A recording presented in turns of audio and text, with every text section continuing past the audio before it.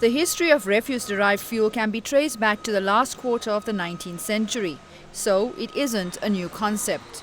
But it's been a tough journey for industry experts as early adaptations were fraught with frustration and failure. Today, following breakthroughs in technology, more governments are keen to ensure the benefits of refuse-derived fuel. South Africa has just launched its very first RDF plant. Globally, waste-derived fuels are a very, very big market. In the South African context, though, this is the first plant that exists. And it exists because we've come up with a novel approach to producing it and partnering with our clients that produce the waste in the first place.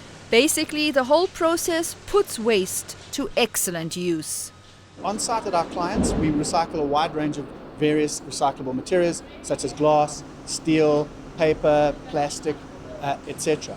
The fraction that isn't typically recyclable but does have an energy value, that we produce at this plant into a fuel that can be traded internationally. The need is not only because we can produce a fuel that we can sell, it's also a means of saving the environment and saving our natural resources and satisfying our customers who are starting to more and more demand a zero waste to landfill solution. Interwaste says it expects a minimum of 12,000 tons of waste to be converted to alternative fuel annually for use in the South African manufacturing sector. The way that we are able to do this in South Africa at a much, much lower cost than in Europe is because we get away with 20% of the capital cost.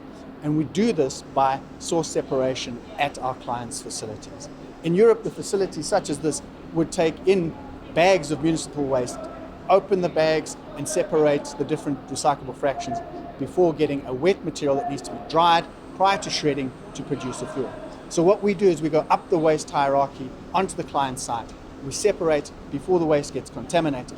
So we're able to produce a very high value, very good high CV fuel, which we're able to trade. And that's how we can do it.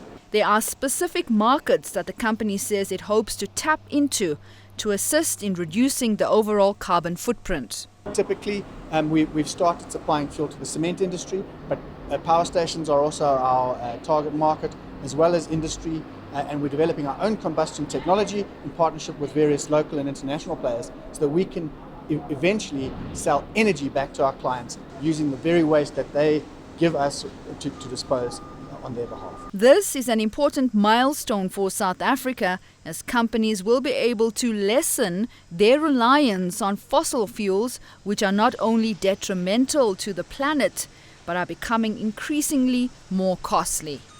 Nashina Mohammed for Joburg Today.